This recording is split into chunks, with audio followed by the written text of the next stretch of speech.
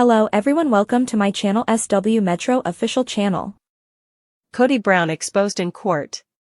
Facing 35 years as sister wives betray him one by one, the shocking drama unfolding around the man once paraded on TLC's Sister Wives is not just a personal crisis, but a public reckoning that mixes family betrayal, courtroom spectacle, financial collapse, and emotional chaos, with each of his former wives, Christine, Janelle, and Mary, lining up to give testimony that has stripped him of any illusion of control, while Robin, the last wife still tethered to him, faces her own crisis of loyalty. As she watches her husband unravel in a legal battle that could send him away for decades, leaving her to fend for herself and her children in a world that now sees Kody not as the charismatic patriarch of a polygamous clan but as a disgraced, embattled man cornered by the very people he once ruled with iron authority hidden behind honeyed words. The courtroom atmosphere was electric from the first day, when reporters swarmed outside the courthouse in Flagstaff, Arizona, cameras flashing as Kody arrived with his lawyers, his once proud mane of curls tamed into a stiff, gray-streaked bun, his face gaunt with stress, eyes hollow from sleepless nights, while murmurs rippled through the crowd that he was facing multiple counts tied to fraud, property mismanagement, and allegations of financial impropriety tied to the infamous Coyote Pass land saga. Accusations that carried sentences stacking up to an unbelievable 35 years if convicted on every charge, a figure that made fans gasp and haters smirk, for here was the man who once chastised his wives for not being loyal enough now being betrayed one by one as each of them filed into court ready to tell their side of the story, ready to turn over receipts, bank ledgers, emails, and private journals that painted a picture of a husband who had manipulated, intimidated, and in their view outright robbed them in order to prop up a crumbling dream of polygamous unity, a dream that had dissolved into bitterness, rivalry, and financial ruin. Christine, now remarried and glowing with new confidence, was the first to speak, her testimony dripping with a mix of pain and triumph as she told the jury how Kody had coerced her into signing away her portion of Coyote Pass under the guise of fairness, only to later redistribute the land in a way that benefited Robin disproportionately. And she stunned the room by producing old contracts and emails that seemed to show Kody scheming to keep control of the family assets even as the marriages collapsed, while Janelle, practical and level-headed as ever, brought her own kind of thunder by showing financial spreadsheets that documented years of what she described as creative accounting by Kody, including money siphoned from family accounts into private accounts, leaving her scrambling to pay bills and keep her children secure. And she did not mince words when she told the court, "I was loyal to him for decades, but loyalty doesn't mean blind obedience, and I see now that he betrayed us long before we ever betrayed him," a statement that drew murmurs of agreement from the gallery. Then came Mary, who has often been painted as the most long-suffering of Kody's wives, and she stunned everyone by revealing pages from her private journal, entries that described her confusion and pain as Kody allegedly pressured her to contribute proceeds from her business to the family fund, only to later deny her fair share of property rights, and she broke down in tears as she read aloud passages describing how isolated she felt, how she was gaslighted into believing she was the problem, when in reality, as the documents now showed, Kody had been working behind the scenes to consolidate power and resources, and the jury watched silently, some with visible discomfort, as Mary's raw emotion filled the room, her betrayal all too palpable. Through all of this, Robin sat quietly in the gallery, clutching a tissue, her mascara smudged as she whispered to her sister, visibly torn between defending the man she still legally called husband and protecting herself from being dragged down with him, because whispers had begun circulating that prosecutors might also scrutinize her financial dealings, since some of the accounts Kody allegedly funneled money into were joint accounts with Robin's name on them, and though she had insisted in interviews that she was innocent, that she merely trusted her husband to handle finances, the optics were damning, making her look complicit in the eyes of many, even if unintentionally so. Meanwhile, the prosecution painted Kody as a man who lived beyond his means, who spent extravagantly on property, cars, and projects that never materialized, all while presenting himself on television as a man of modesty and spiritual mission, and the irony was not lost on fans watching from afar, tweeting and posting TikToks with captions like "From Patriarch to Prisoner" and "Karma has 35 years on it," fueling the circus-like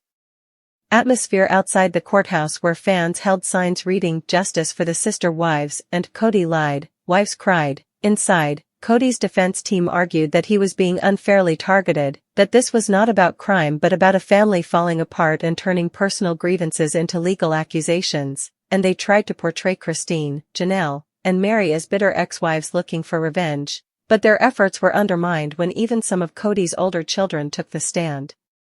To corroborate stories of financial strain, emotional manipulation, and broken promises, with Kody Brown in particular delivering fiery testimony that left his father staring stone-faced at the table, while Savannah, Janelle's daughter, quietly confirmed details about unpaid bills and broken financial pledges, adding youthful sincerity that the jury seemed to take seriously. As the days dragged on, it became clear that this was not just a trial of alleged financial crime, but a public trial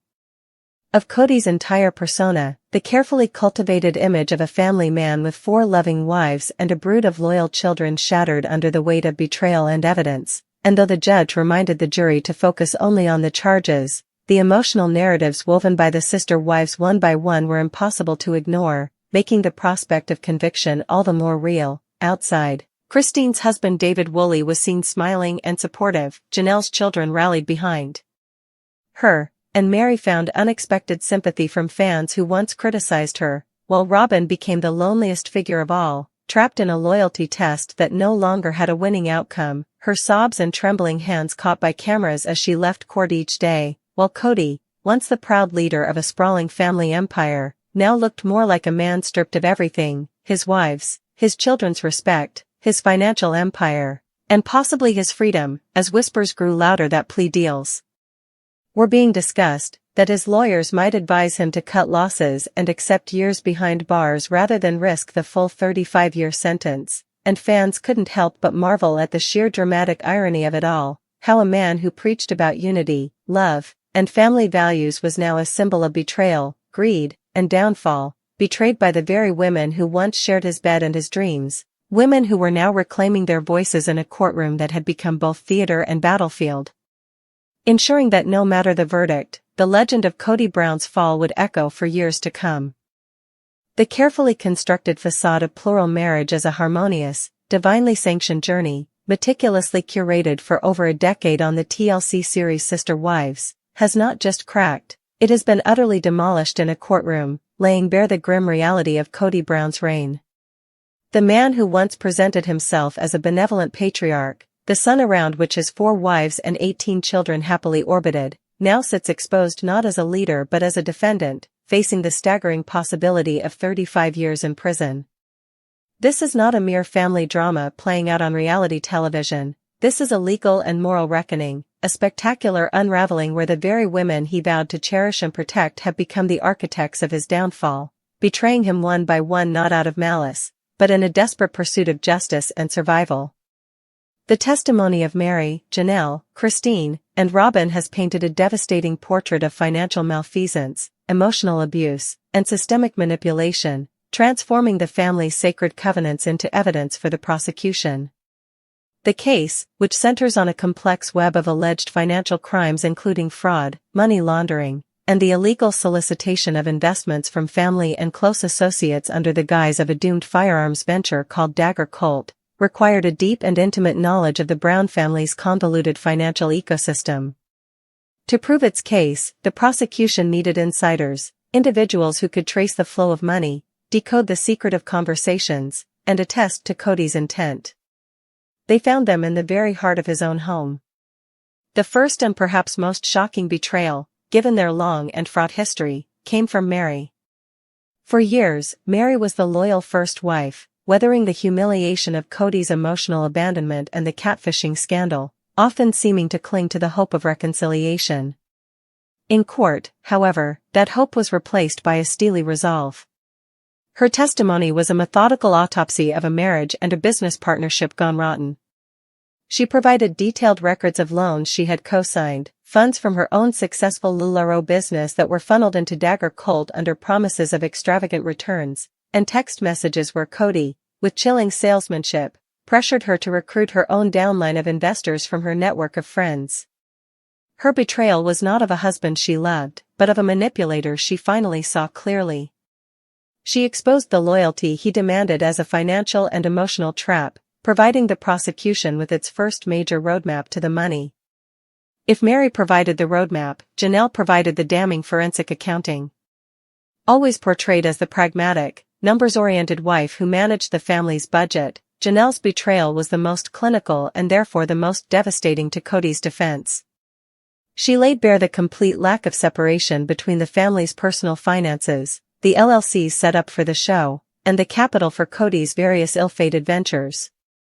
She testified how money earned from TLC, which was meant to support all four